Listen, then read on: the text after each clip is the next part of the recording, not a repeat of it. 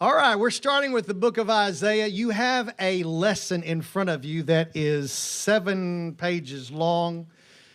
We are not going to finish this lesson today. We are barely going to get past the intro of this. We're going to get down to verse 8, in fact. We're going to get down 2 pages. And so you've already got where we're going to pick up next week. I promise you we'll pick it up and keep on going down. But there's so much we need to know about Isaiah, how it's constructed, the interesting things that are there before we really get started, because we've got to remember these things as we go through. I kind of think about it like the drippings that are left on the plate. You know, you eat a good meal and you've cleaned your plate, but there's just one drop of gravy left off to the side, and you go, that just hit the spot. You know what I'm talking about? When you clean the plate, that's just what you just needed, that last taste. You didn't taste that in gravy because it was on the potatoes or on the meat or someplace else, but then it was just the gravy by itself. Well, through the book of Isaiah, you're going to get a lot of drippings, a lot of gravy that when I point them out to you, you're going to go, whoa, I never saw that before. Oh, my soul. These things you'll say, I've read that, I've read it, but lo and behold, I never caught what it was saying. Caught. You know, I do these things for you all the time. For instance, in the beginning, God created the heavens and the earth. What was the first thing he created? Heavens. He created his home first with all the angels and all the seraphim and all the cherubs in his home and the pearly gate and the four-square city, the New Jerusalem, everything that he created his place first. We don't ever catch that, do we? But it's right there. Get this. Here's one of my good questions. If you were a geologist on the 8th day after creation, the 8th day, you've rested on the 7th with the Lord, how old would you date the earth? Yeah, you would have. Do you know why? Because that's the way he created it. Genesis chapter 1, verse 12, he created all the trees with the fruit of the seed in them, ready to produce that day. The next day, he produces all the teeming fish in the ocean, everything mature, ready, some of them to give birth that day. The next day, he creates all the animals and everything, mammals ready to give birth and create, fully mature. Every tree, the mighty redwood trees that he created, had all the growth rings in them they needed to support that tree. You know, we used to count trees, how old they were by the growth rings. Now we know it's not growth rings anymore. The trees, those sap rings inside of a tree are from dry to wet seasons within the year, not years like we used to count them. I never will forget. Mount Helens the volcano blew out. It caused all those pine cones to actually burst early, put the seed down on the ground. The ash fell down on top of that, protected that from all the heat and the lava flow and the burning. And lo and behold, the scientists come out on Nova, on the National Geographic Channel, and says, it'll take 1,000 years for all this to come back to this growth with the mature trees that we have there. 10 years later, they do another program that says, we can't believe it. These trees are bigger than they were. They are healthier than they were. They're larger than they were. And they have as many growth rings as they did. Why? Because they're mature trees, and in interesting circumstances, the Lord speeds things up because he makes everything just right when you drop that ash down on them and protect them and get those seeds ready to go. Same thing, 8th day of creation. If you were a geologist, you deal with pressure, you deal with time, you would have said, hey, 4.6 million years. That's in your calculations. And your calculations would have probably been right if it all was created that way, but it wasn't created that way. It wasn't. And the Bible, these are little drippings. Genesis chapter 1, verse 12, verse 22, verse 29, have these little tidbits in them.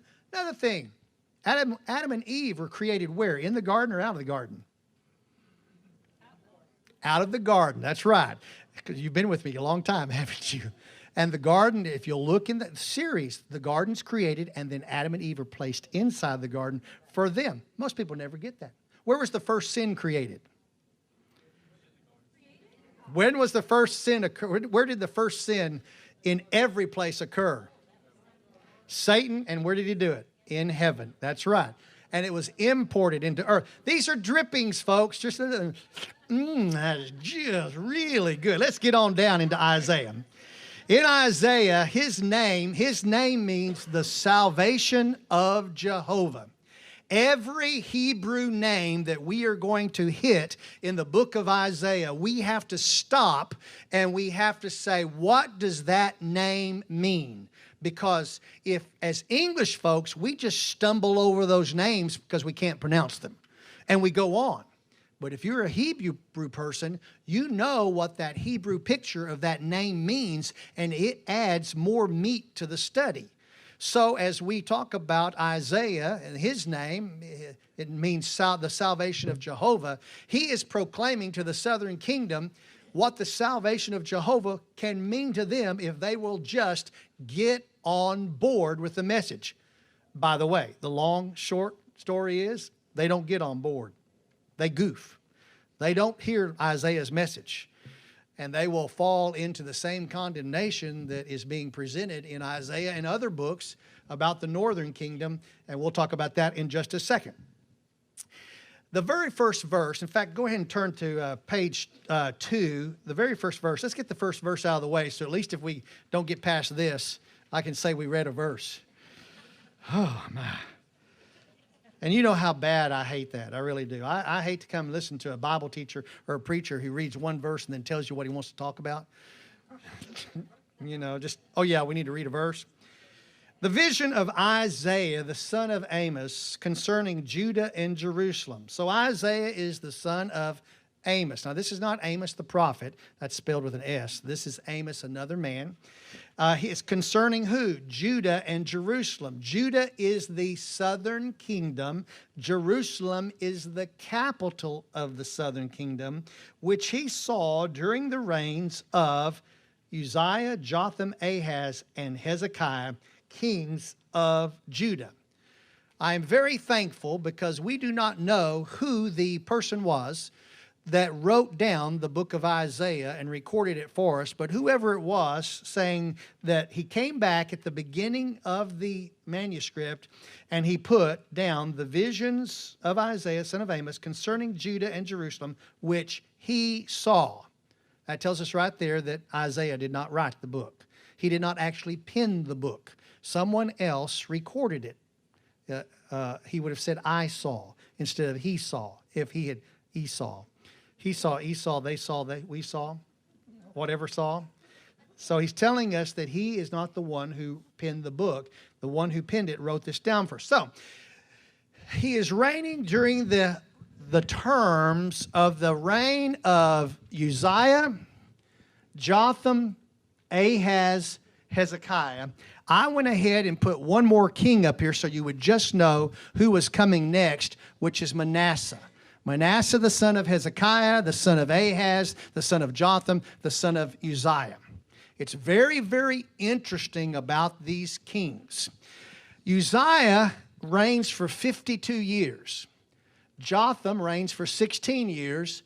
Ahaz, 16. Hezekiah, 29, of which the last 15 years are a gift to him because he made the right choice. He changed his heart. He pleaded and prayed out to the Lord God. Isaiah had come to him and said, you need to make your funeral plans because you're about to die.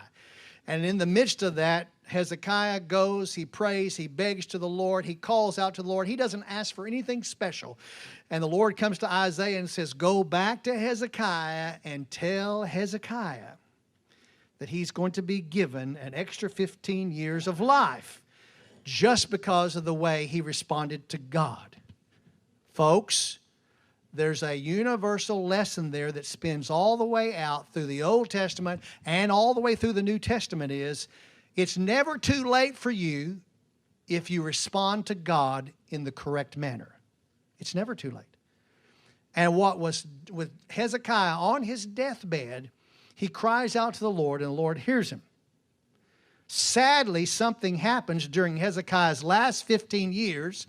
He has a son who's going to co-reign with him at the end. And when Hezekiah dies, his son Manasseh takes over as king. 2 Kings chapter 21, verse 1.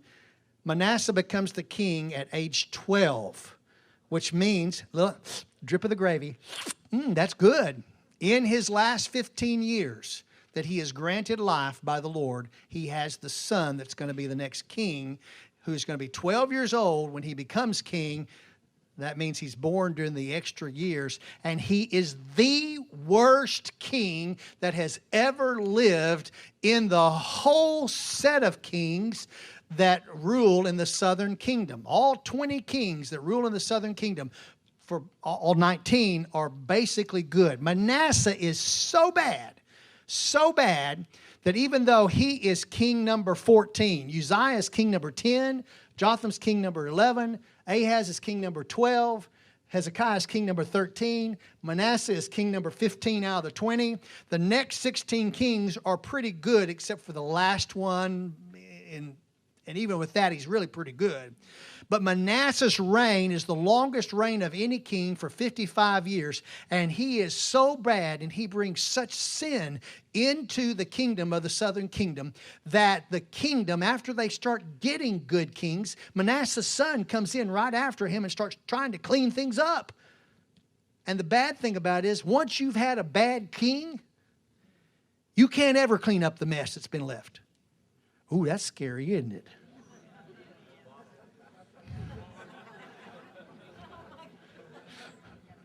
I worked a long time about how I was going to say that to y'all so that you just get the message, you know. You got it. All right. Now let's go on down. No prophet, not a single prophet or a priest could begin his work in the Hebrew life before they were age 30. They could start training at age 25. If you were going to be a priest in the temple, you would start training at age 25. You would start following and watching the other priests, and you would follow them for 5 years in training. Only when you became 30 years of age were you allowed to actually serve as the high priest for a week time, high priest in the temple, because they rotated the temple high priest serving every 7 days. Now, there's the high priest that we talk about like Caiaphas. That's different. We're talking about the high priest of the Sanhedrin, but there's a priest who goes in and acts as the high priest every 7 days according to the calendar that David had set up from the different 24 offsprings of Levi that came down the road and grandchildren that David set up and said, your family line is going to be in the temple on this week. Your family line is going to be on this week. Your family line is going to be this week. And so there's 24 of them, and they get to serve twice a year during the Hebrew calendar year.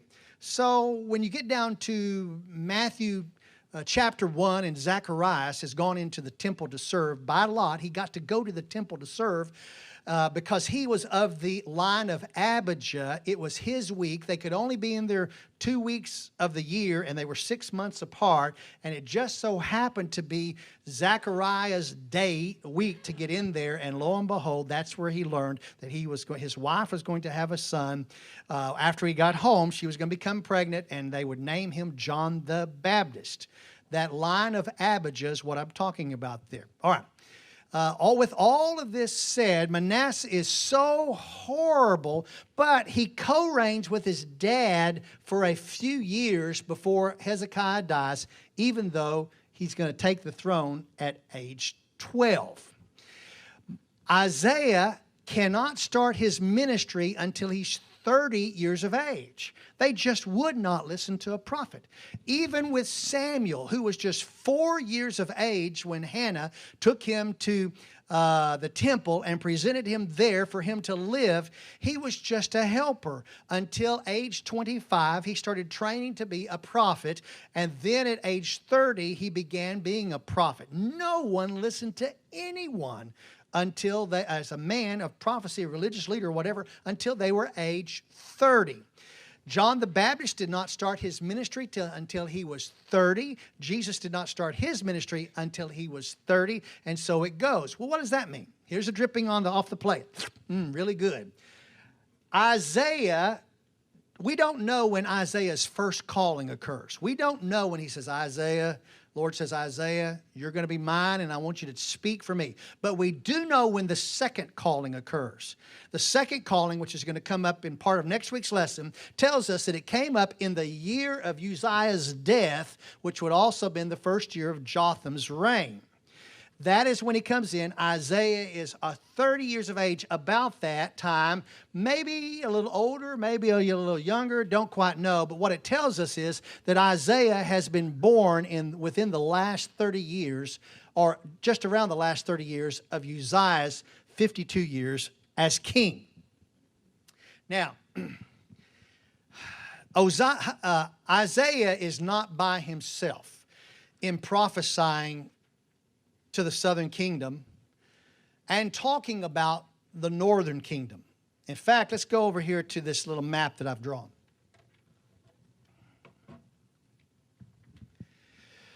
Okay, on this map, this area here would be the Mediterranean Sea as we know it today. We've got Asia Minor, Turkey, Syria, what we call Israel today, Egypt, the Arabian Peninsula. We've got this, which we'd call over here in Iraq, Iran, Afghanistan. This is where we're talking about this entire area taking place. During the days when Isaiah is prophesying, he is from the city of Jerusalem, and he's going to prophesy from Jerusalem to the southern kingdom, to the area, the kingdom we call Judah, which is shaped like this. By the way, this line is not quite right because the peninsula ought to be over just a little bit, but this line represents the Egyptian border.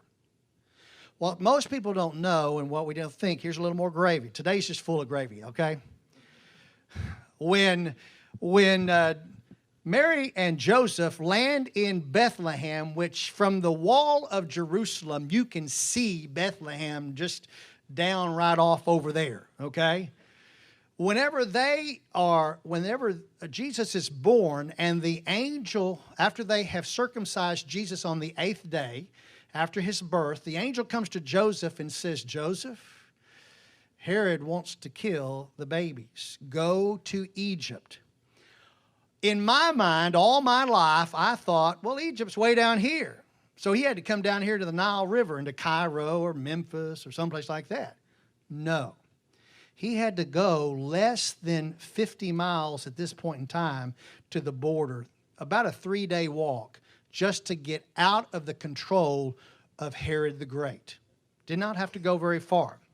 That's the reason why on the 8th day Jesus is circumcised.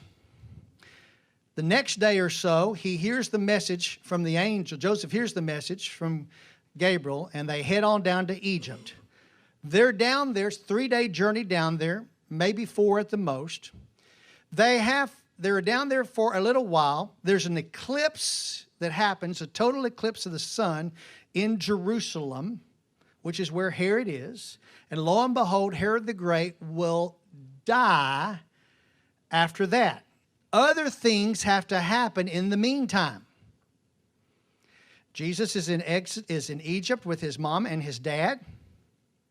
And lo and behold, 3 kings come to visit him. One comes from Tarshish, which is off of the coast of Spain. One comes from the western side of Ethiopia down here.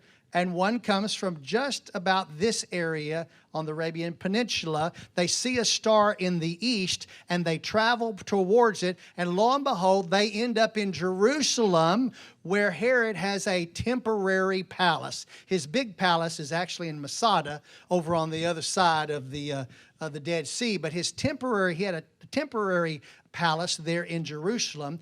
These kings meet him and go to see Jesus, because he sends them to, down in Bethlehem. They see Jesus in Bethlehem.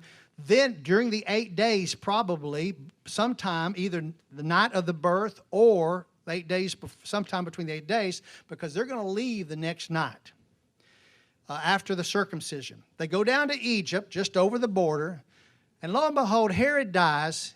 And the next thing we see in the Gospels, in the timeline, is they are being told to go back, and they do not go back to Bethlehem, but they go back to Jerusalem, and they present Mary in the temple with the proper offering on the 33rd day since Jesus was born, according to the time of the purification, which was listed out over in Numbers.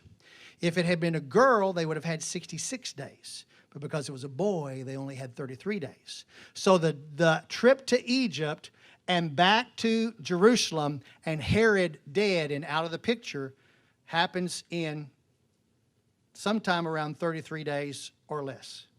Got it? What happens then, as soon as she is presented, she hears of the evil son of Herod who has taken over. By the way, he's going to be removed pretty quickly by Caesar. But the evil son has taken over, and they leave and go to Nazareth, which is up here. That's just a little dripping. Killings took place after that. The killings started taking place, not after that, I'm sorry. Killings took place during the 33 days before Herod dies. Okay? It happens pretty quick. All right. Oh, the interesting thing, the next thing, a little dripping here, is the wise men came from the east to go because they followed the star that they saw in the east.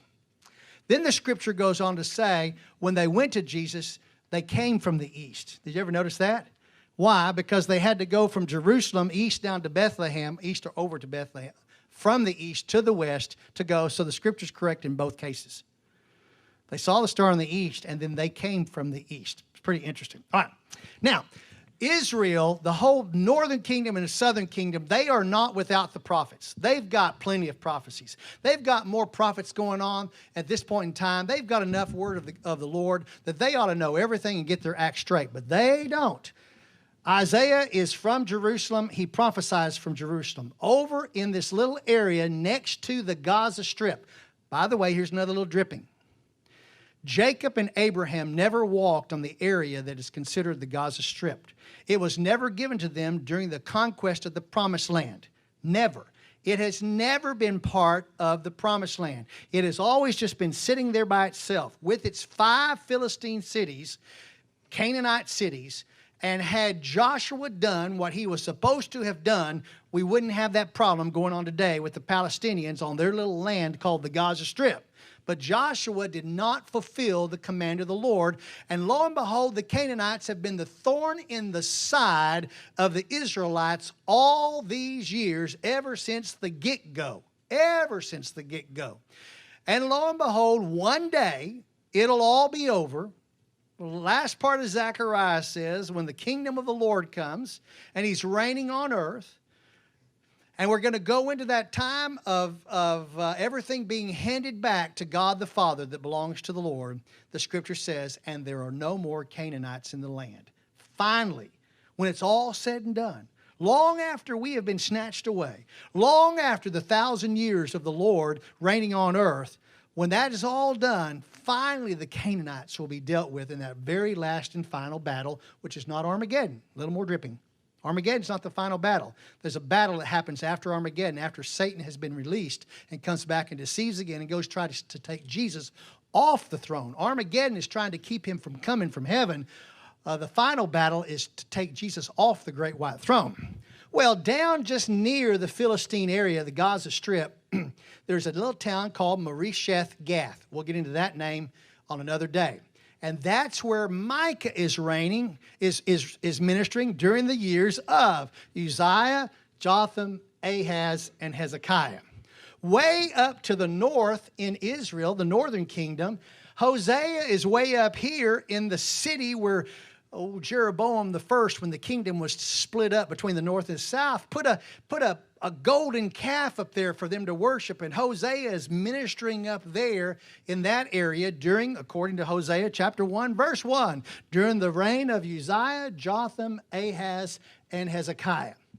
Over here, down in the bottom, we've got another guy. He's actually a southerner. His legacy is he is not even good enough to be the chief shepherd. He is just a herdsman. He just helps the shepherds. His name is Amos. And he just herded sheep for a shepherd. And then he also raised sycamore figs, which are the absolute worst figs that are out there. Their skin is so tough, you can't even hardly get them peeled open. They got a real bad texture, hard texture for them, even when they're perfectly ripe. And they are just the lowest of the lowest fruit. And even when Jesus went to pick a sycamore fig on Tuesday morning, and it's not there before he dies. I'm sorry, it's on Monday morning before he dies. When they show back up on Tuesday morning, that little old sycamore fig tree is just withered because it did not have the figs on it. All right. He's a herdsman who raises sycamore figs from Tekoa, which is down here, but the Lord sends him up to Bethel, which is not the capital city of Israel, but it is the sacred city of the northern kingdom of Israel, because it's where Jeroboam, who set the golden calf idol up here to be worshipped, he set it in Bethel. And oh, why did he have to do it in Bethel? Bethel. Whose hometown is Bethel? Whose hometown? Jacob. That is where Jacob lived. That was his hometown with his boys and everything before they moved over into Egypt because of the famine. This is his hometown. Later on, they had, during the combined kingdoms of Saul and David and Solomon, they had built a place of high worship there, a good worship, a rightful worship there in the town of Bethel. But by now, that place has been burned down and destroyed because of different things going on. And those people now, later on, by the time of Jesus' day, can only go to the foot of the mountain to worship there because they don't have any place to go and worship at. Now, I'll catch up with that in just a few minutes when I tell you about something else that occurs here. So we've got Amos, we've got Hosea, we've got Micah, we've got Isaiah, who are all prophesying at the same time. Now, Micah, Amos, and Hosea are just hammering the northern kingdom. I mean, just killing them with prophecies from the Lord. And all the prophecies of the three of them match up exactly with the prophecies of Isaiah. But Isaiah is not prophesying to the northern kingdom. He is using the northern kingdom as an example to tell the southern kingdom what they need to do to get their act straightened up so that they don't fall into the same sin as the northern kingdom. Now, the northern kingdom has less than 50 years to survive. 50 years till the end of the northern kingdom. The Lord has basically said, I'm done with you, the northern kingdom. I'm done. There's nothing you can do now as a corporate country. Now, individuals could, but not as the corporate country could do to keep them from going into exile. 50 years before the fall of the southern kingdom with Nebuchadnezzar coming in, the Lord did the same thing with them. But we're not talking about those prophets yet. Those prophets are Jeremiah and Zechariah and Daniel. That's a whole different group of prophets, going to be another group that's going to come another 100 years later. So Isaiah is using the north as an example to say, get your act together. Well, wait a minute. This is a good king. This is an okay king. This is an okay king. This is an okay king. He gets his act together right. So until the fall of the northern kingdom, we got okay kings. Why in the world is Isaiah hammering the southern kingdom of Judah and Jerusalem, Jerusalem is capital city, when they're basically okay? They've not got idols and things going on yet in their lands to the extent of what's happening in the northern kingdom. Why? Because the Lord is telling them ahead of time, you're going to do this, and I'm going to send you to exile unless you learn your lesson. He gives them the opportunity. Typical Jews, they don't learn their lesson very well. Well, so they've had these ministries going on, and so they have plenty of words from the Lord coming to them that they are without excuse. They really are without excuse. The northern kingdom's without excuse. The southern kingdom will also be without excuse. All right. So as we pick on down into the second, that's the first paragraph, folks. I just told you what's in the first. It'd been faster if I'd read it, wouldn't it? But it wouldn't have been exciting. Okay, you wouldn't have understood it. Now, there's some things we need to understand also. Where am I going to put this? I don't have it here. I've put the names of the areas up here. We've got Israel, which is the northern kingdom. By this time in the scripture, and this is very important when you're studying scripture, when it says the word of Israel, is it talking about all 12 tribes, or is it talking about just the 10 northern tribes?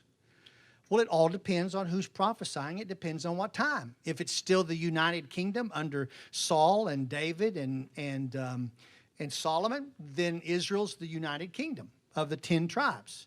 Although for 2 years after Saul died, it was a divided kingdom, with Ishbosheth being the king of the northern 9 tribes, and David being the king of the southern 3 tribes.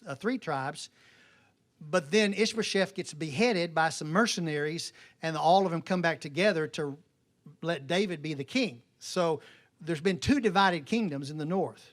And it happened between Saul and David for 2 years, and then it comes back together for the rest of the 38 years of David and the rest of the 40 years of Solomon. Then it gets divided again, and that time it stays divided. Well, once it's divided and it's talking about Israel, and you read the word Israel, don't think nation of Israel as a whole. No, think northern 10 tribes, this northern kingdom. Because then it's going to say Judah, and when it says Judah, it's talking to Judah, the southern kingdom. When it says Jerusalem, it's talking to the capital city of Judah. When it says Samaria, it's talking to the capital city of Israel. When it's talking about Bethel, it's talking about the religious capital of the northern kingdom. When it's talking about Jerusalem, it may be talking about the civil capital, the political capital, or the religious capital. It could be either one. All right. Now, what's interesting is, within Isaiah's life, he is going to see the kings of Assyria. He's going to see quite a few of them. As time goes on during his life, he's going to see, and I'm just going to name them for you, Pul, then Tiglath-Pileser, then Shalmaneser, then Sargon II, and then Sennacherib. Boom. All the way down to whenever the fallen northern kingdom comes, we've got Sennacherib cleaning up and finishing it out. And lo and behold, he sees all these people. In fact, in one case, Ahaz is in trouble, and we're going to hear about this in the book of Isaiah. It's going to be history part. Ahaz is in trouble because the king of Aram and the king of the northern empire, Pekah, have joined together, Rezin and Pekah, Rezin the king of Aram, Pekah the king of Israel, have joined together to try to take over the southern kingdom. And Ahaz is the king during this time.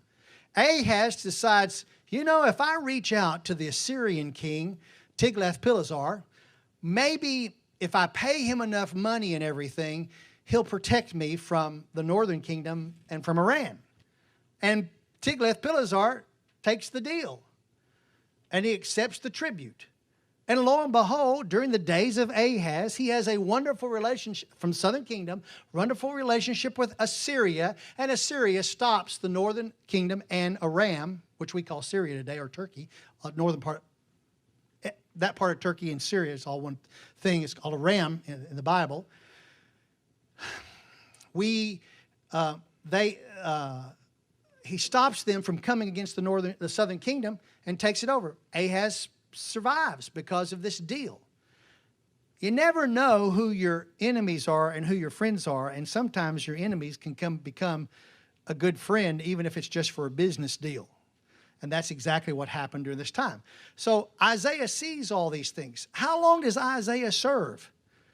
If Isaiah begins serving at age 30, and he just lasts all through this time, sometime his last prophecies happen with the death of Hezekiah. We don't hear any more prophecies during the days of Manasseh, but he probably lived into the days of Manasseh, though he prophesied just during these times. Then his ministry lasts from between 52 years and 64 years. That's as close as we can get on dating it. But still add that up. If he is 30 years of age, 30 plus 52, he's got a long ministry. Add it to the 64, 94 years of age. He's had a long ministry if that's what happens. And it probably is closer to this. Catholic theology, Catholic history, I should say, tells us a tradition. It may be right, it may not be right. The tradition tells us that Manasseh saws with a saw, okay, old Isaiah in half to kill him between the altar and the pillars of the temple. That's what Catholic tradition is. Is that good or is that not good? I don't know if it's right or not. All I know, that's tradition. So that's the reason why I'm just telling you, that's a lick of gravy, but they may not taste too well. All right, so with that, we've got an interesting thing. We've got also in Isaiah, he is going to deal with all these places. He's going to tell us about Tyre.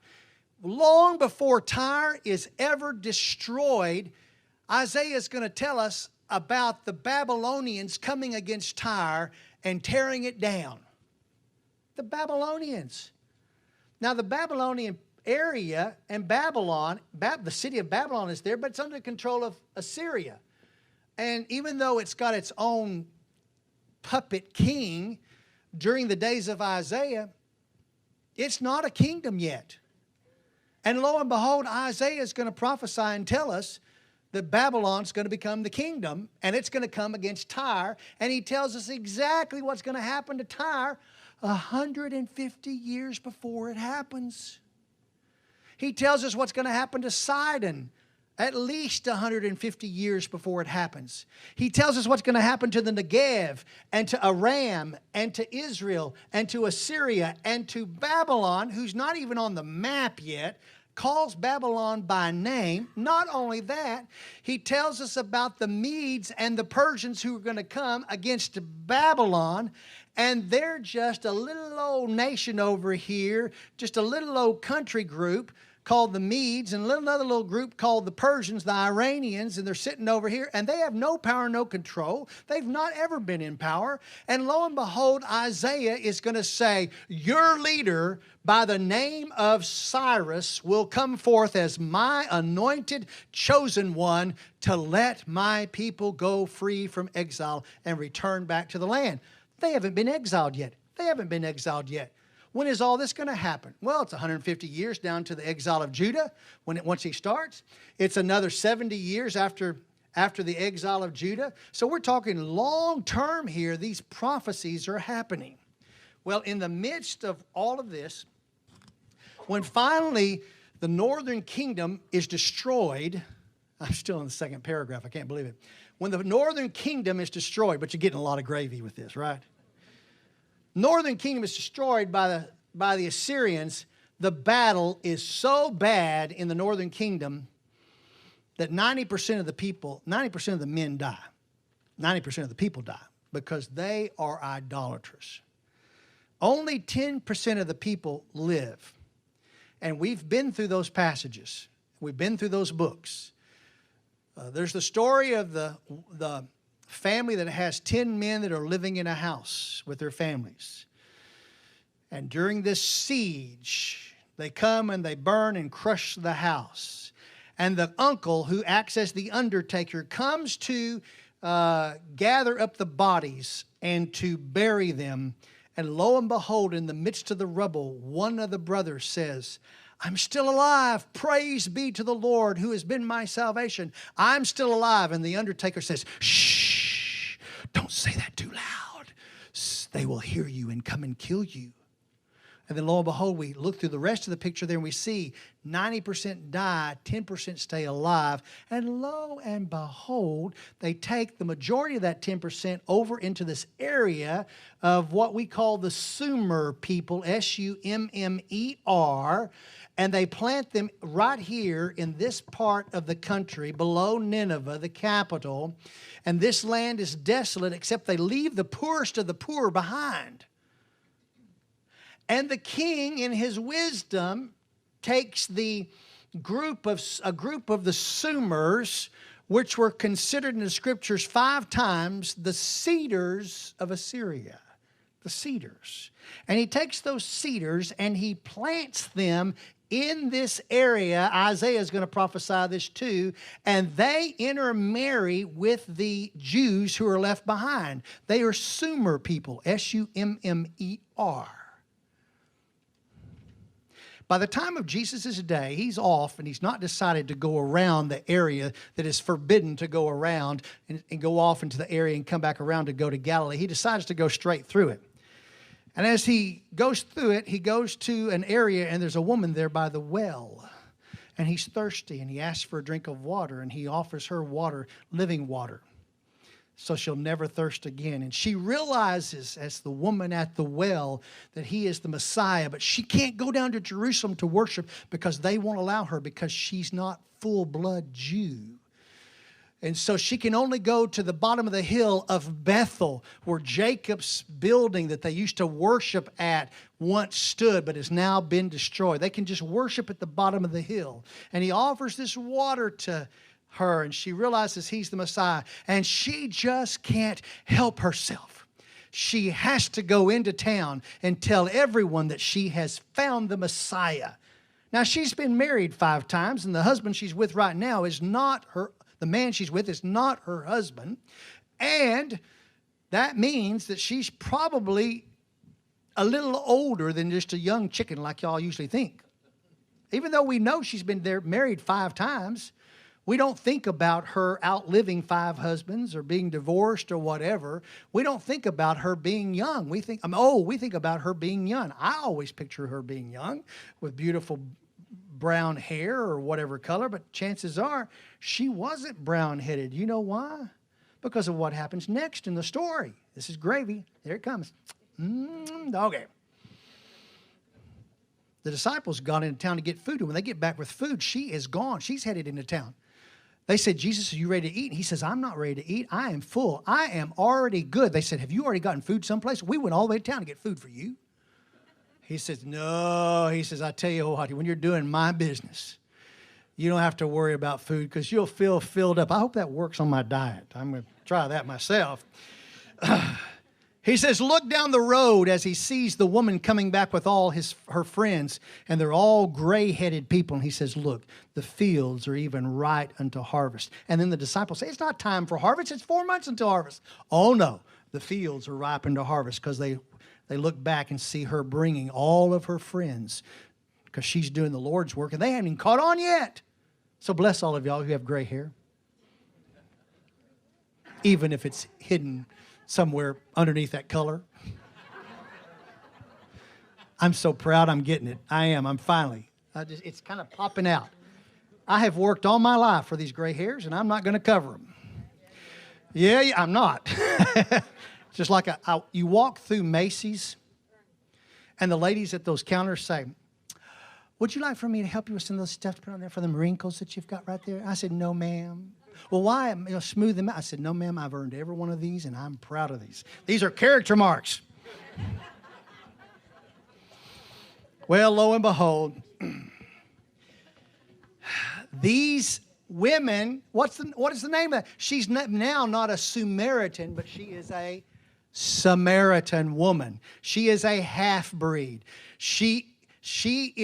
Her family lineage are the worst of the best believers because they were poor who were left behind and offered nothing to the kingdom of Assyria, so they were left behind. They were as bad as the worst figs that could be grown. Those old sycamore figs were tough and hard, and they were almost only used for the feeding to the cows and to the cattle. But cedars were planted in with them, and it fulfills the scripture. All right, now we get to go to the next page. Get to turn the page. I could have read it faster. I know that. I told you we're not going to get through. All right, here we go. Now we're going to go at how the construction of Isaiah. Every passage in Isaiah follows something like this. Isaiah, here's his presentation format. He will tell us something about the present day or history, something that happened 4, 5, 6 years ago or 100 years ago or is happening right today.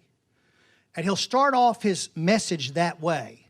And then lo and behold, as he comes to kind of a conclusion in that present day history or whatever, he'll flop into a near prophecy, a very near prophecy. And then before he even finishes that near prophecy, and you can see it once you're looking for it, he skips over this huge amount of time and does a far prophecy. And those prophecies happen to be the most memorable prophecies that we have in the Bible. We all know them by heart. If you've never been to church, if you've never studied the Bible, if you've never even heard the Word of God, you know most of these lines that happen in these far prophecies. Here and there, they're at the end of the first paragraph on page 2. Here's some of them. His name shall be called Wonderful Counselor, Prince of Peace. For unto us a child is born. Holy, holy, holy is the Lord of hosts. The whole earth is full of his glory. Behold, a virgin will be with child and bear a son, and she will call his name Emmanuel. Behold, I am laying in Zion a stone, a tested stone, a costly stone, and many, many more. I probably could have filled up the page with these memorable things that you don't even realize they came out of Isaiah. And Isaiah's telling, they're these far prophecies. But when he gets through telling about the far prophecy, he turns right around and comes back and finishes the near prophecy. Perfect example is over where he is talking and bringing a doom to the king of Tyre. He's telling about what's going on in Tyre right now. And then lo and behold, he starts talking about what's going to happen to the king of Tyre and how pretty quick now, near prophecy, the king of Babylon is going to come and destroy it. And before he finishes that, he goes, oh, because you were beautiful. When I created you, I created you. And he's talking like it's the king of Tyre. I created you with stones and diamonds and beryls, and you were the most beautiful of all the creations that I created. And he's talking about Satan at this point in time. And this prophecy about what's going to happen with him and then, lo and behold, he finishes talking about him and returns in the near prophecy to finish talking about what's happening with Tyre. Now that I've told you that, every single prophecy through the book of Isaiah follows that pattern. Boom, boom, boom, swing back and finish it up. Okay, a couple things we need to understand also. It's not up on the board, it's in my notes. Number one, if you're going to go ahead and read ahead and you're going to say, okay, I want to read ahead and I want to read about what the story is. Forget the chapter breaks in Isaiah. They are very poorly placed. In fact, you're probably going to go, I'll just put it this way, chapter 1, which is supposed to be in today's lesson, and we're not going to get it done. Chapter 1 is basically a story of itself because it's the word of the Lord coming to the people to announce himself through Isaiah to the southern kingdom. But chapter 2, 3, 4, and 5 are all one story. So it's going to take us a few weeks. So if you're absent, you're going to be in trouble because you're going to fall behind on what that story is, all right? You're going to get called. That's exactly right. I'm going to say, I may have to tell it to you. You're going to have to listen to me teach it to you on the phone. That's what you'll do. I'll just punch play. Next thing, remember the Hebrew names are important. And also remember that as we're going through, we've got to make sure that we keep everything in context. It always refers, every message in Isaiah is directed towards the southern kingdom, even though he will mention the northern kingdom. Well, I'm glad we read that one verse because we've got one verse underneath our belt. Guess where we will pick up on next week? Verse 2 is where we're going to pick up. And I promise you, we will not take that long to go through verse 2 as we did verse 1. But we needed to get all of this information behind us because this is going to stay on the board. And I'm going to start marking out things for you. This will disappear. And I will mark out for you things that are happening and where it occurs. I'm going to tell you as we're going through, just like I did in Daniel, was it history or present day that Isaiah saw and he knew? Is it a near prophecy? Is it a far prophecy? I will also tell you if the near prophecy or the far prophecy have been fulfilled yet, or are they still to be fulfilled, just like we did in the book of Daniel. You'll be surprised what's in Isaiah that's left out there to be fulfilled. I promise you that. Well, so this will disappear, and I'll start lining out things for us on the board up here, and hopefully it doesn't get erased too much, and we'll change the map up a little bit. Now, you say, what are these green numbers up here? If you go back and start with creation on a Hebrew calendar, we are up to the year 3380 for the beginning of Uzziah's reign. We're up to the year 3431, which is 52 years later for Jotham. 16 years later, 3446. 16 years later, 3461. Hezekiah, 29 years later, 3489. The Hebrew calendar counts from creation forward. Boom, boom, boom, boom, boom, boom, boom. And so those are those years. It's also very interesting. I worried about this. This is another little gravy thing. You ready? I have created a day calendar by the day all the way back from the fall of the temple in 70 A.D. on Av the 9th, 70 A.D., Sunday morning, Av the 9th, 70 A.D., all the way back to creation. And I have justified it with the Gregorian calendar as if we use it today. Now, the date may change, being a month or a day, because we're using a Gregorian date. But Saturday, Sunday, Monday, Tuesday, Wednesday, Thursday, Friday, and Saturday all stayed the same. All stayed the same. It was always the Sabbath. Has always been kept. It has always been kept. Always been kept. So the Sabbath is always the same. Whenever the kings are coronated, they're always coronated on Nisan the 1st. Saul was coronated on Nisan the 1st. David had his coronation on Nisan the 1st. Solomon had his coronation on Nisan the 1st. And all the southern kings had their coronation on Nisan the 1st. I thought, okay, well, let me just pull out the Nisan the 1st. Listen, there are 2,500,000 entries. This calendar is 15,020 pages long, okay? Because I've got every day, every single day, so I can go look it up. If the Bible says in the 4th year, on the 5th month, of the 12th day, or whatever, I can go look it up and tell you what it would have been in our day. I got to thinking, what would happen if Nisan the 1st fell on the Sabbath? What would you do? You know, God's always in control. Not one of the 20 southern kings does Nisan the 1st, the coronation of their time to be crowned king, does it ever occur on the Sabbath. It occurs on Monday, Thursday, or Friday for every one of the 20 kings, which means they have time to travel or to get there and settle down. It's on a Friday, so they don't have to leave until after the Sabbath. God is always in control. You don't get that just in any Bible study, I promise you. I promise you.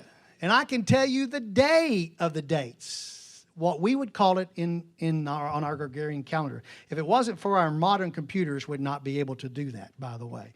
I don't know how they figured it out long years ago or tried to, and by the way, they were wrong in some of them, as Stuart would say, in my most humble and accurate opinion. They were wrong in some of the days, and we got to rethink some of the things, and lots of them just work out perfectly. So, with that in mind, we will pick up next week with chapter 1, verse 2.